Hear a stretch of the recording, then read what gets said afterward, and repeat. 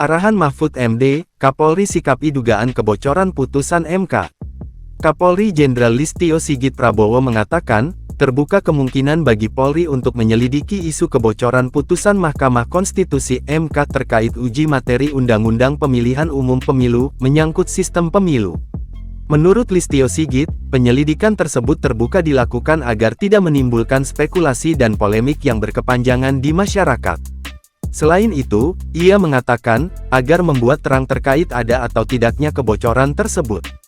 Hal itu dikatakan Listio Sigit usai rapat koordinasi nasional, sinergisitas pemerintah dalam menjaga stabilitas politik dan keamanan untuk menyukseskan pemilu tahun 2024, di Jakarta Selatan, Senin, tanggal 29 Mei tahun 2023. Kita mendengarkan terkait dengan situasi yang beredar di pemberitaan, sesuai dengan apa yang disampaikan oleh Bapak Menko Polhukam, supaya tidak terjadi polemik di berkepanjangan. Tentunya kalau memang dari situasi yang ada ini kemudian memungkinkan sesuai dengan arahan beliau untuk melakukan langkah-langkah penyelidikan untuk membuat terang tentang peristiwa yang terjadi. Lebih lanjut, Listio Sigit mengatakan, saat ini jajarannya tengah membahas langkah-langkah yang bisa dilakukan terkait dugaan kebocoran putusan MK tersebut. Kami saat ini sedang merapatkan untuk langkah-langkah yang bisa kita laksanakan untuk membuat semuanya menjadi jelas. Namun, Kapolri kembali menegaskan bakal menindaklanjuti dugaan kebocoran putusan MK tersebut apabila ditemukan peristiwa tindak pidananya.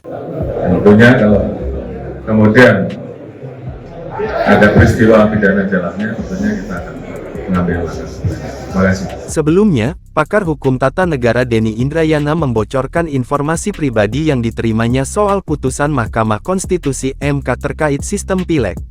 Denny mengatakan, ia mendapatkan informasi kalau MK bakal memutuskan gugatan nomor 114 PPUXX 2022 terkait sistem pemilu dengan putusan proporsional tertutup. Pagi ini saya mendapatkan informasi penting. MK akan memutuskan pemilu legislatif kembali ke sistem proporsional tertutup, kembali memilih tanda gambar partai saja, tulis Denny dalam akun Instagram pribadinya @denyindriana99, dikutip Minggu, tanggal 28 Mei tahun 2023. Denny mengungkapkan, putusan itu diambil setelah adanya dissenting opinion atau perbedaan pendapat dalam menjatuhkan putusan antara hakim MK. Sayangnya, Denny Indrayana tidak membeberkan identitas sosok yang memberikannya informasi tersebut. Ia hanya memastikan sumbernya kredibel. Pernyataan Denny Indrayana itu dibantah oleh juru bicara, Jubir MK, Fajar Laksono.